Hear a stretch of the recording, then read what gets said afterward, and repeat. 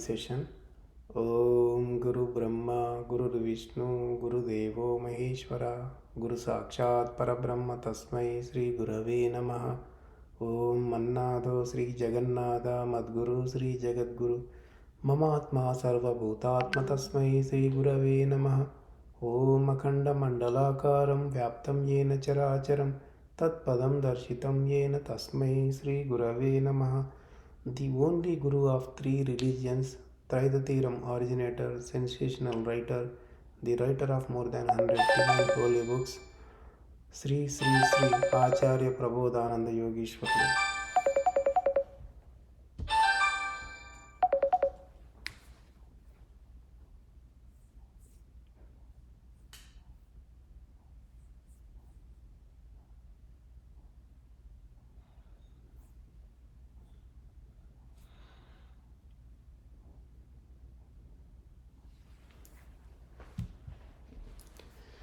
So, last week we discussed about the difference between Gita Mahatyam and Bhagavad Gita, and also we had a question for ourselves to know whether Kurukshetram is the Dharma Kshetram or not. That's, is it the place of righteousness or not? So we need to know much more about that. Let us see more in detail to get the answer for that question. So in the world, the people have different opinion with respect to the poor person and a rich person. If a poor man does any mistake, so they will immediately bully that person. If the same mistake is done by a rich man, people will support that, will say it is great. In the same way, if a poor man have a some other relationship with a lady, then people scold him and criticize the poor person. If the same task is done by the rich man, then people say there is no mistake, since he is a male, he is great, so he did it. So like that, people talk differently based on the rich and poor differences in the society. So one of the persons who lost everything in the gambling, the society, whole society scolded him, criticized him. But the same thing, when it happened in the Mahabharata battlefield, the Dharmaraju, the head of the Pandavas, who did that bad deed of playing the gambling and lost everything. So that guy was praised as Dharmaraju, that means the king of righteousness.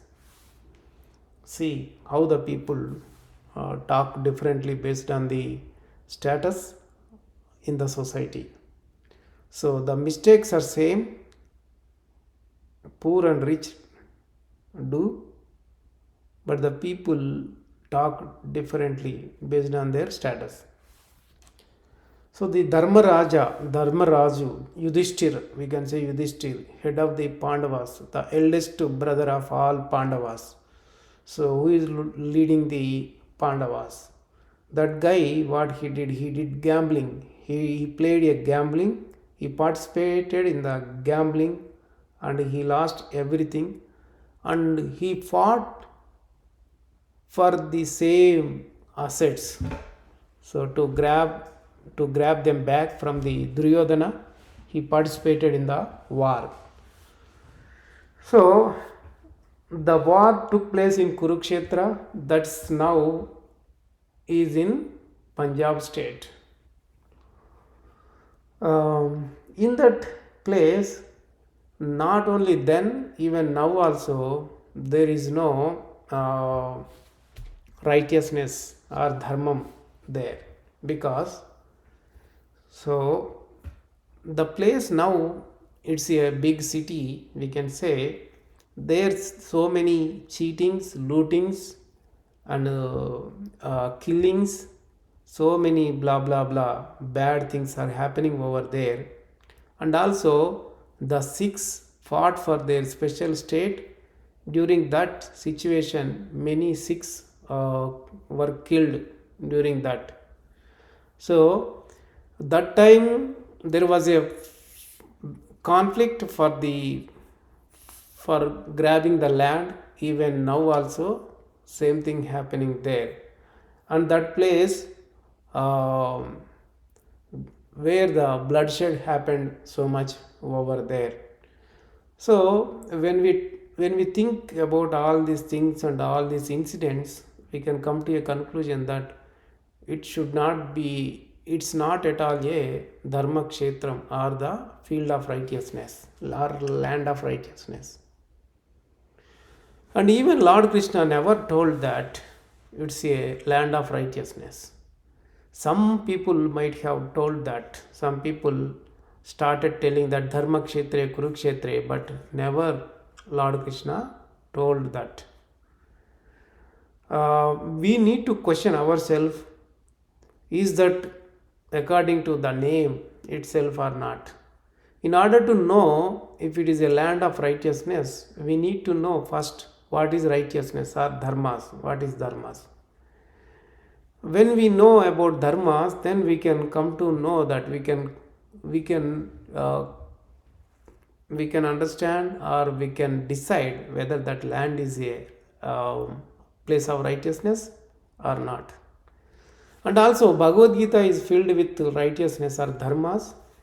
To know, completely understand the Bhagavad Gita, we need to know about dharmas. What are dharmas? So when we know about dharmas, then only the dharmas taught by Bhagavan can easily be understood. Then we can clearly understand what are dharmas and what are adharmas. So that way we need to know. And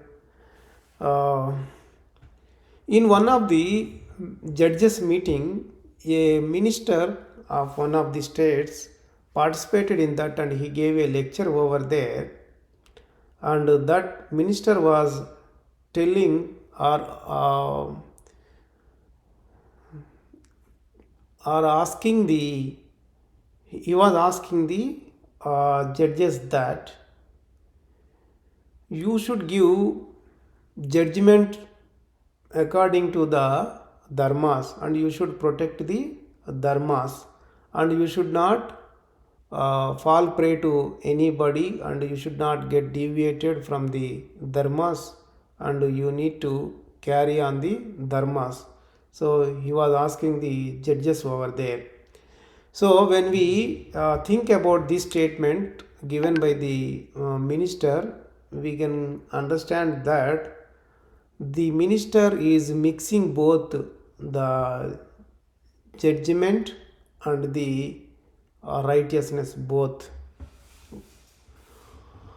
In the same way, many people, what they are doing, they are mixing both judgment and the dharmas. So in place of judgment, they are using the word dharmas, dharmam. So if we can take this is a mistake of the common people, then how about the Swamijis who are well known in the society? Many people, obviously they think that they know the wisdom, a lot more divine knowledge than they know much. But the Swamijis also, what they are doing, they are thinking that wisdom and the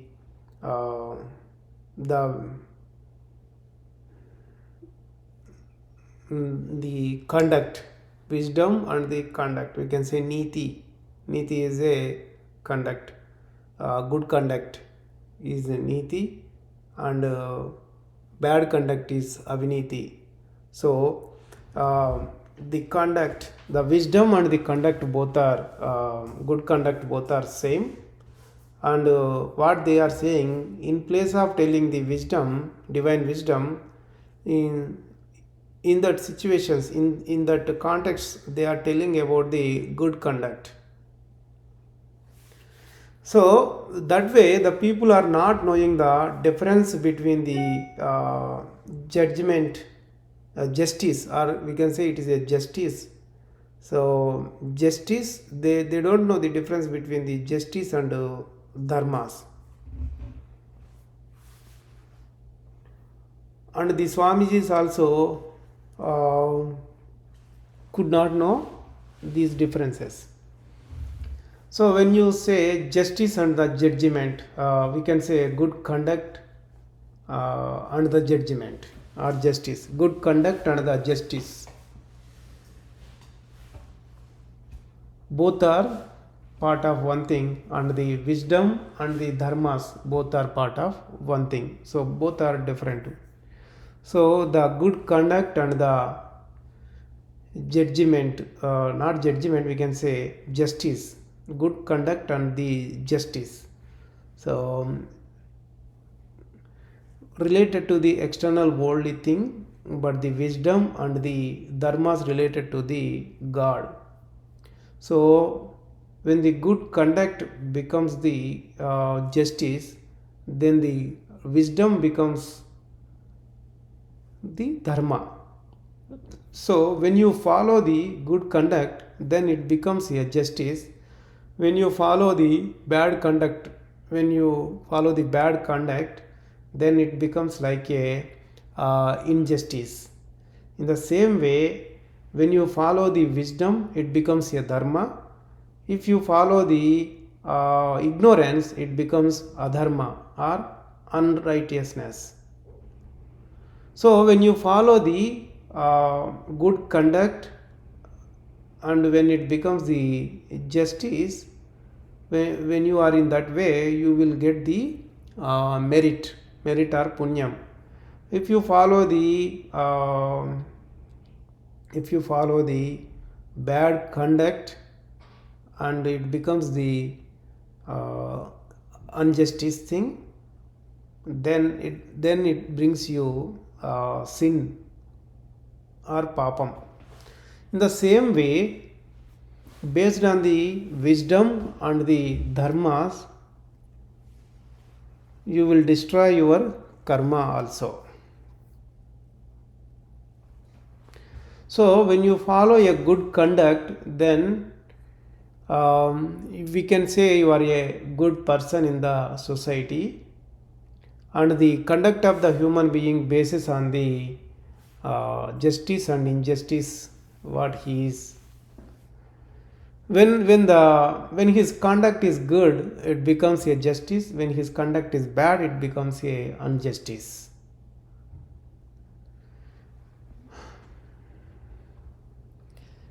So in the same way, and also the wisdom, what it makes, it will reveal all the bonds, whatever the bonds you have, it will show you all the bonds, and it will tell you how to become a yogi or a good person.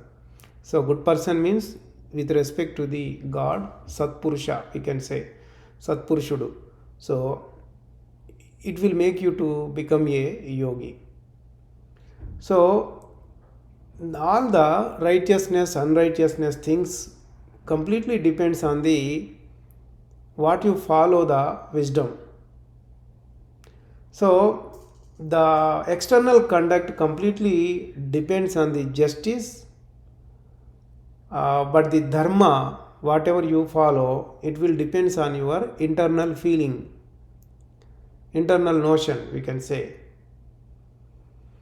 So sometimes what happens now, even if you are following the dharmas internally and doing the tasks, then it may appear for the external world that you are in a bad conduct itself.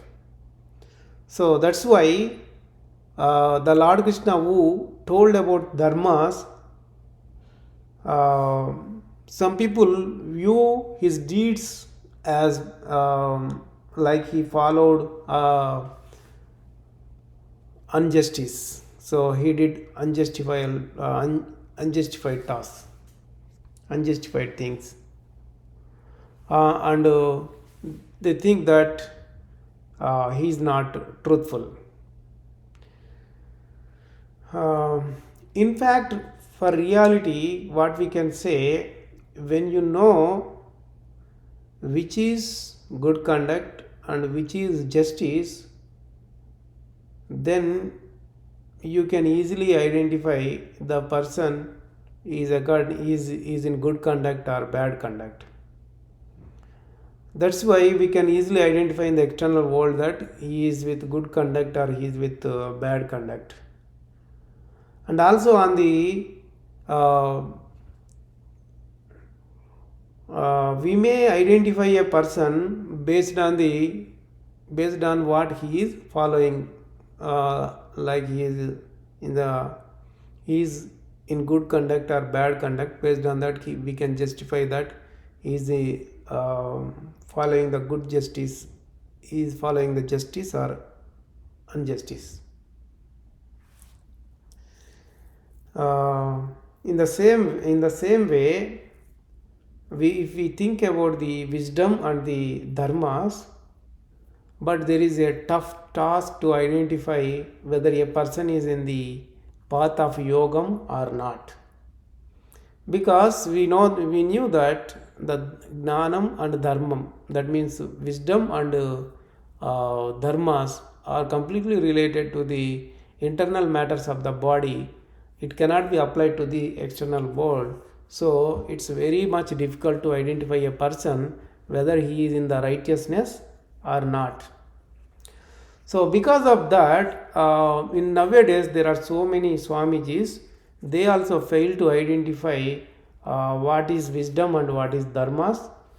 Uh, so what they thought, the good conduct is a wisdom. They thought good conduct is a wisdom, and they are telling to the people to get more punyam or merits, and they are teaching those tasks to follow, but they are not teaching the things how to destroy the papas and punyas, that means merits and sins.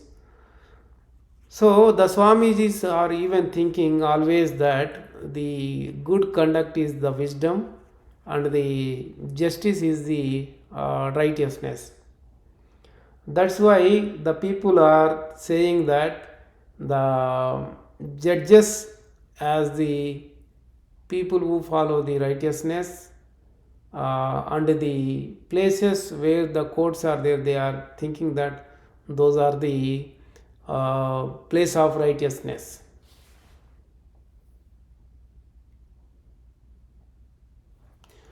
And the people who are performing lot more tasks which are related to the merits, but they are talking that so they are doing the task related to the righteousness, because they don't know the difference between what is the righteousness and the justice.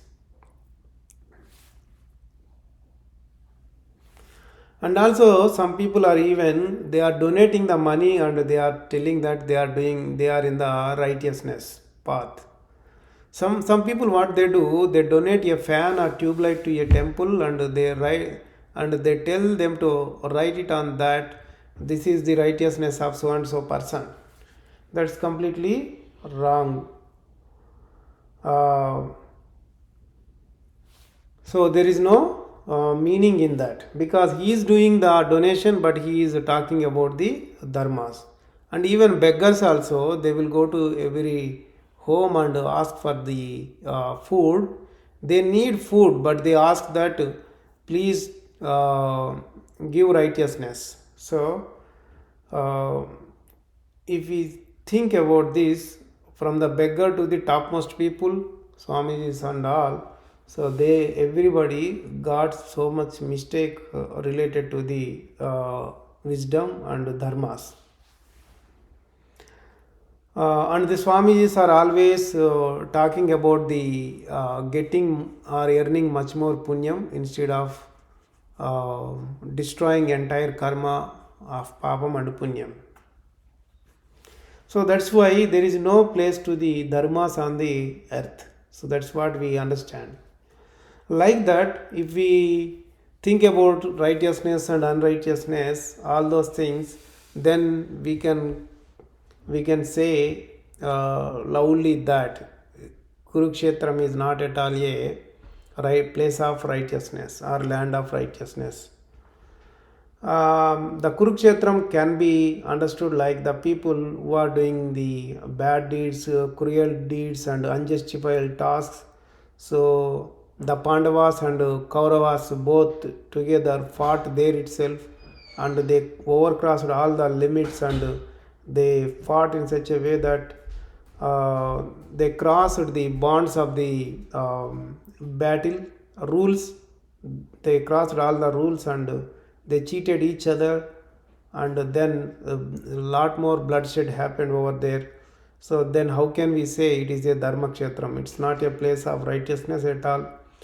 If that is the righteousness, we can say that the Andhra Pradesh state, there is a Rayalaseema, a lot more districts are there. There people um, fought, fight each other and kill each other. Uh, so many killings happen over there. That also can be called as dharma kshetram. So if we go forward, whichever can be practiced could become righteousness. So that can be applicable to only the human beings. So based on that, we can call a person is in the righteousness path or unrighteousness path. But the place which we call Kurukshetram, it has no consciousness over there. So so it cannot be a place of righteousness at all. So according to the science, there is a characteristic for each of the item or a thing, and there is a righteousness for the science, the yoga, science of unification or big education or Brahma Vidya. So whenever we follow that, the righteousness, the divine righteousness, then human being also become the divine itself. So when we move forward, the Jivatma, the our mortal soul, he came from the Paramatma or absolute soul.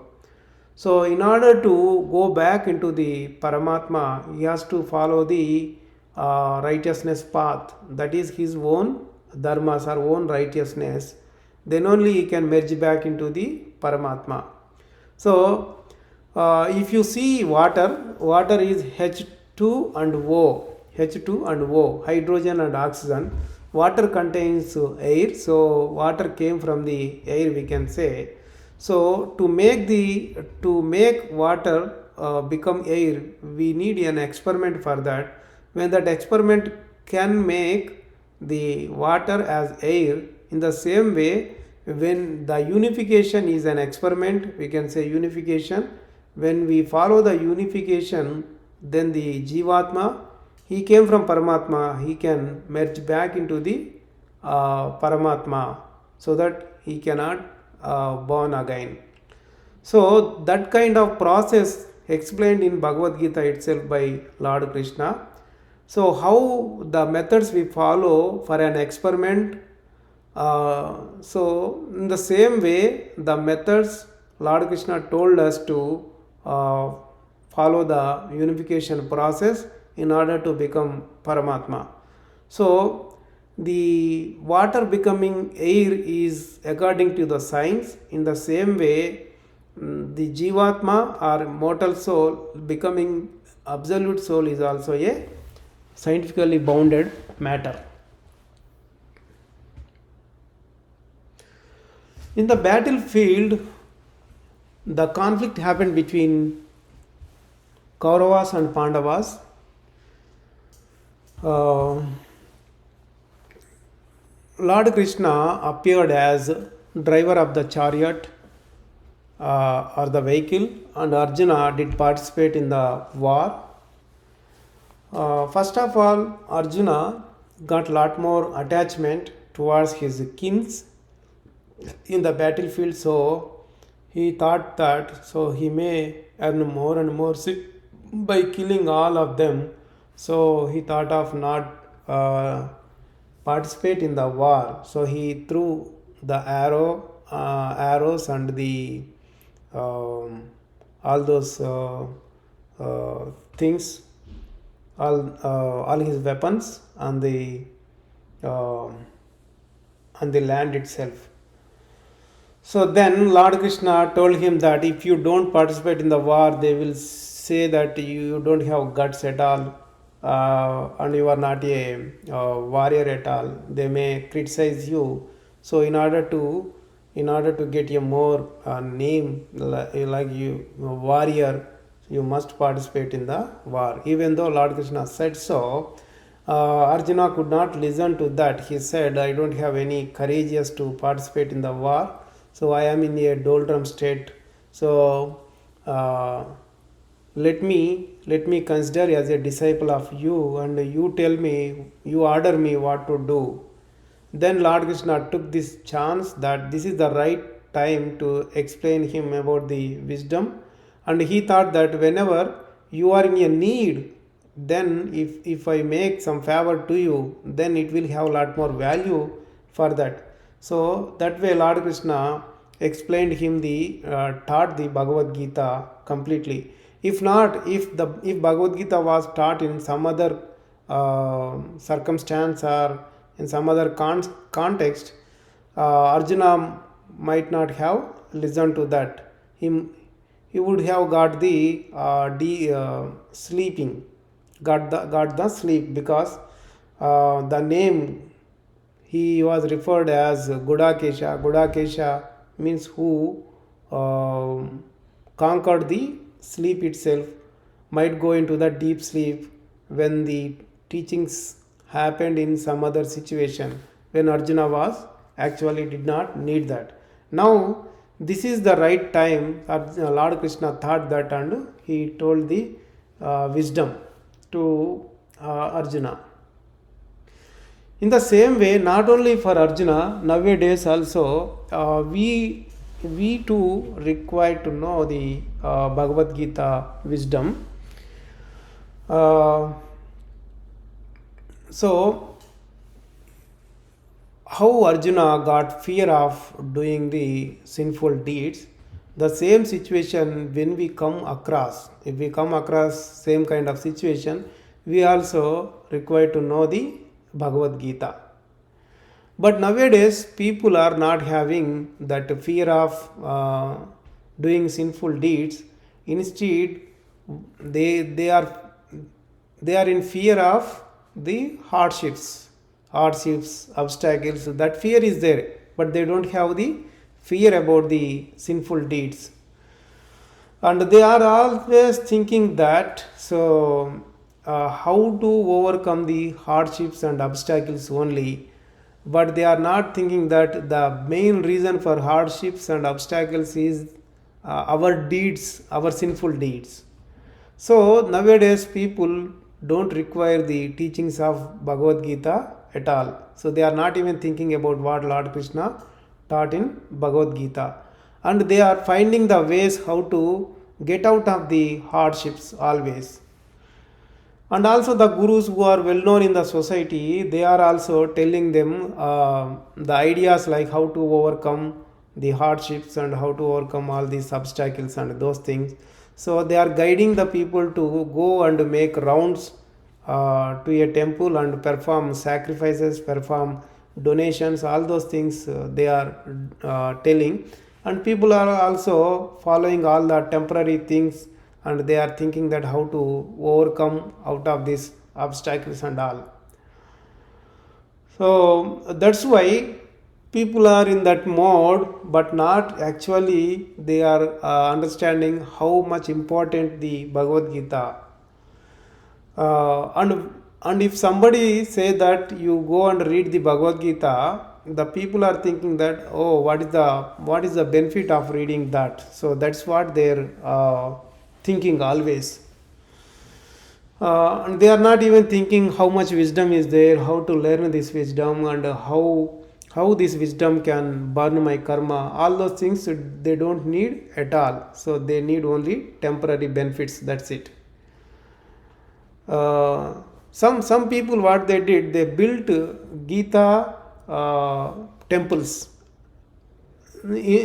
in some of the villages, but there people are gathering and reading, reciting the Bhagavad Gita slokas, but not grasping the summary from Bhagavad Gita. So in such kind of situations, so as we understood how it's happening and how people are away from the actual wisdom, uh, but some people are there who are actually thinking that what is there in Bhagavad Gita, how I can understand very good Bhagavad Gita without any doubts at all. I need pure Bhagavad Gita. There are such kind of people who are finding for the truth.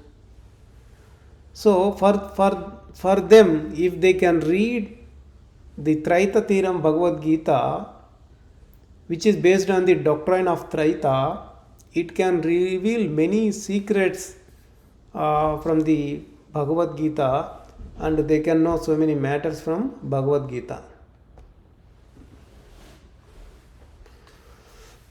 So if we think about our body, so in our body we have emotions. There are bad emotions, their count is 6. There are good emotions, their count is 6.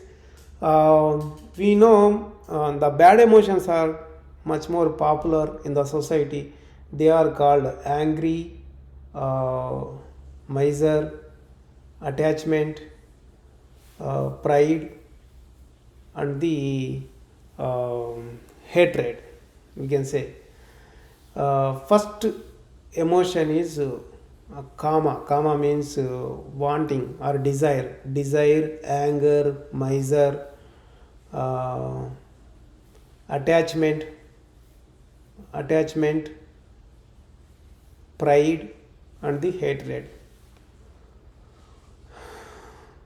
So all the human beings are bound by these emotions. Everybody is doing the task related to these emotions.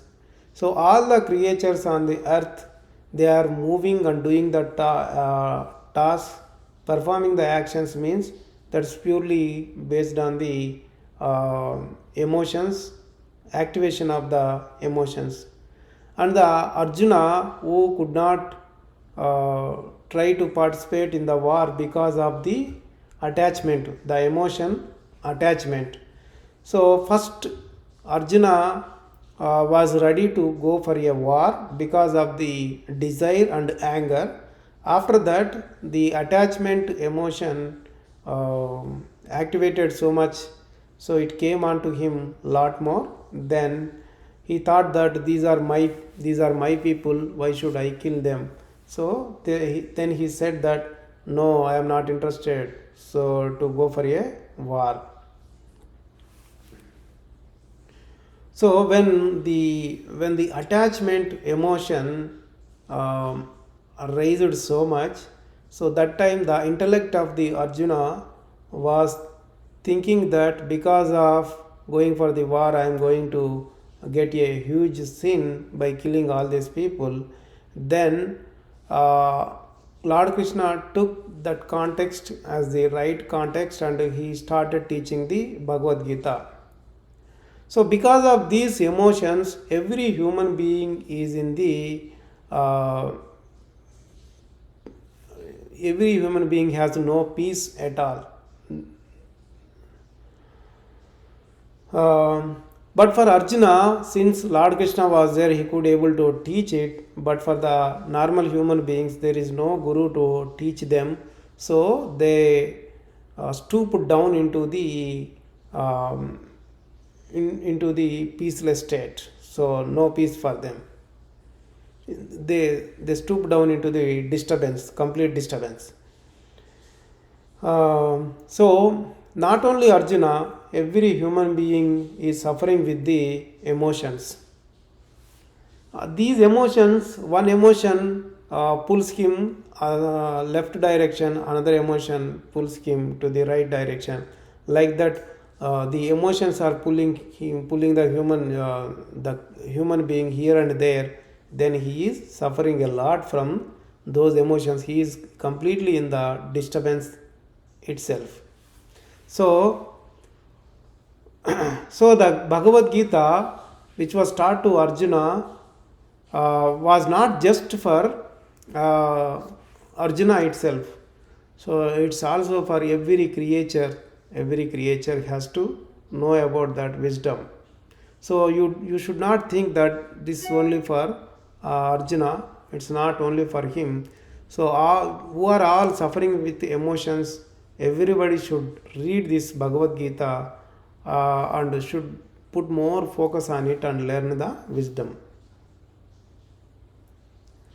So when we move forward, then Bhagavad Gita started with Bhagavan Uvacha. That means Bhagavan started telling that. So when Lord Krishna spoke this, preached the wisdom in the battlefield, there is a question that why they said Bhagavan Uvacha. Why didn't say Lord Krishna said so? Some people might have that doubt even.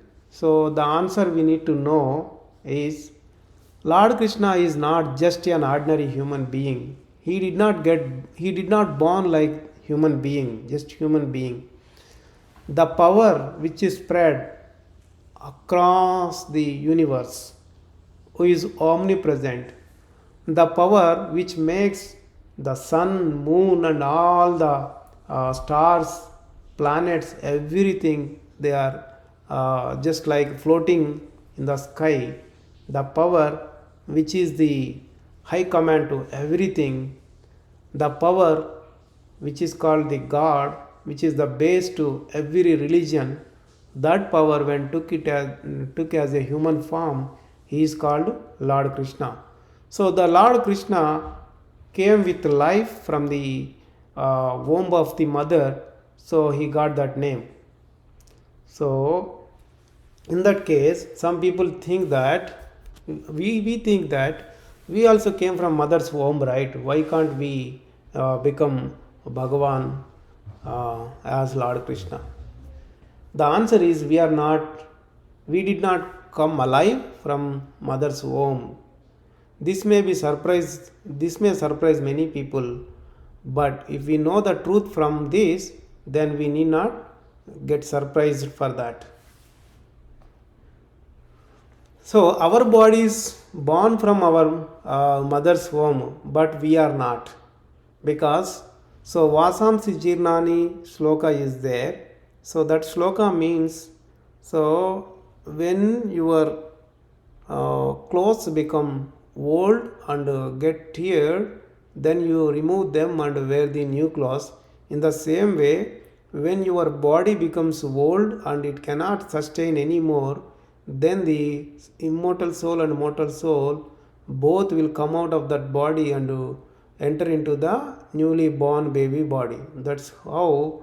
So when bodies are born from our mother, then we are entering into that body when that body comes out. But Bhagavan is not like that. As he is omnipresent everywhere, he is even spread in the mother's womb itself. So he can create his own body and he can come out. So that's why he is called Swayambhu, and also he is called Khuda. Khuda means himself. He borns himself. Like that, he doesn't even need the sperm of a father. So he can create his body inside the mother's womb itself, and he can come with alive from the mother's womb. And then he is called, so he is called Bhagavan. That Bhagavan, whatever the teachings he gave, it is called Bhagavad Gita.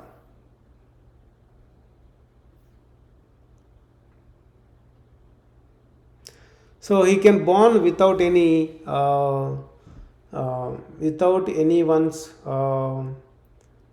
interference. So because he is everything, he is present everywhere, he is everything, so he can create his body and he can come out. Let us stop here. We'll do Mangala Pradhana at the end of the session. Om Mangalam Gurudevaya Mahaniya Prabodhatmane Sarvaloka Sharanyaya Sadhurupaya Mangalam. Prabodharpanam to everybody.